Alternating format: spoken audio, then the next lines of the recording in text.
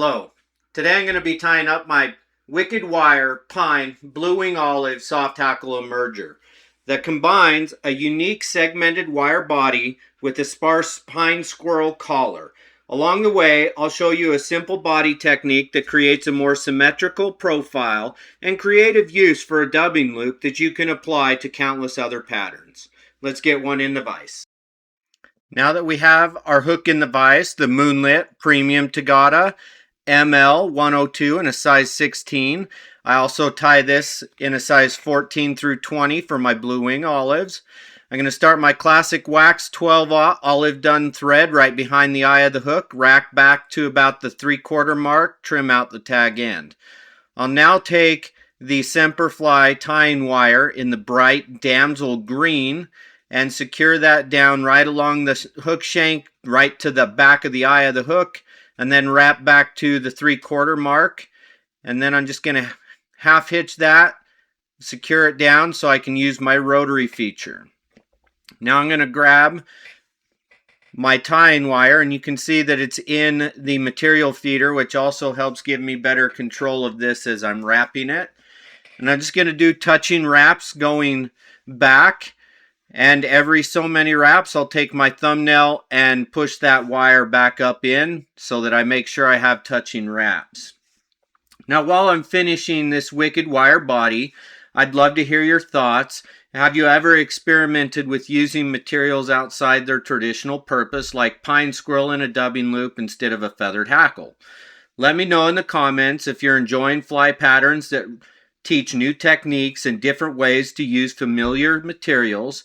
Be sure to like the video and subscribe if you don't, so you don't miss the next pattern in the Wicked Wire series.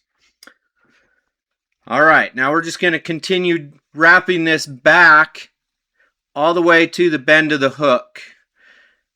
And you can see that I've used that material feeder. It's in my hands, it's putting the pressure and just spinning and moving just like a bobbin would. Now I'm just going to open spiral wrap all the way up on this. Adjust my hook there just a little bit.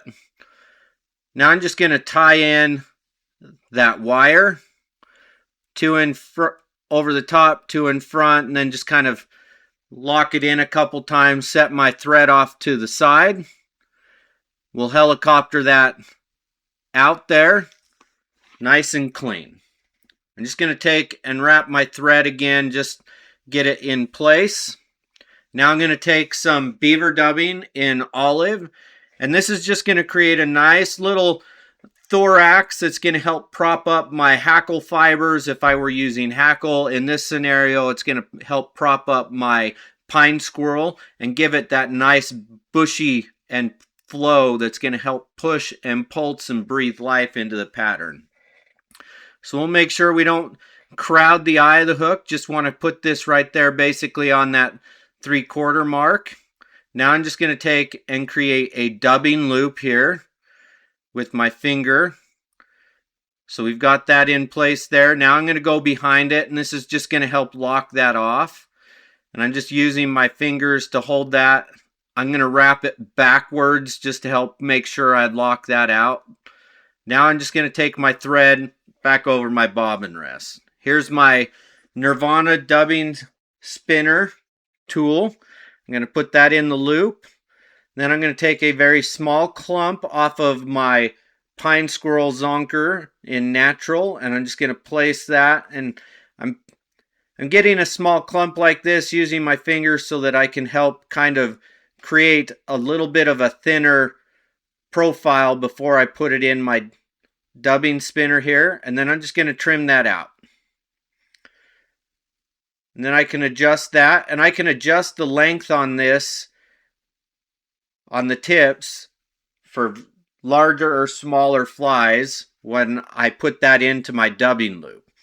Now I'm just going to spin that dubbing twister there and spin up that pine squirrel for my collar.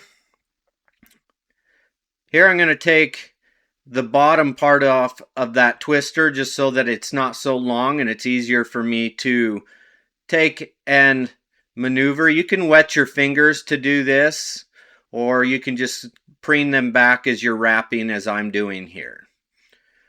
You can see that it's just going to create a nice little collar like a soft hackle with some hackle fibers. We're making this extremely sparse.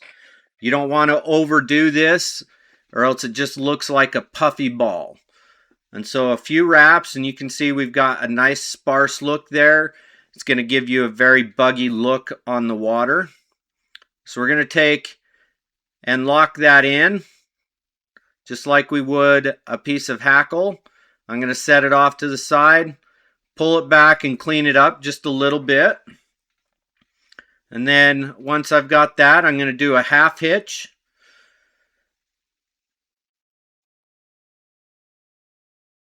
We're going to use our tool here. And we'll do a couple turns. And then we'll trim that out with the back end. And then I'll take a razor blade to trim out the thread from the dubbing loop. And with that, we've got the end of the Wicked Wire Pine Blue Wing Olive. It's a simple pattern, but it's built around techniques you can use on many other flies, from the segmented wire body to the sparse pine squirrel dubbing loop collar. If you enjoyed this tutorial, please give it a thumbs up, subscribe to the channel, and leave a comment below with another material you'd like to see used in a creative way. Until next time, I'm Brandon with Moonlit Fly Fishing, tight lines, and happy tying.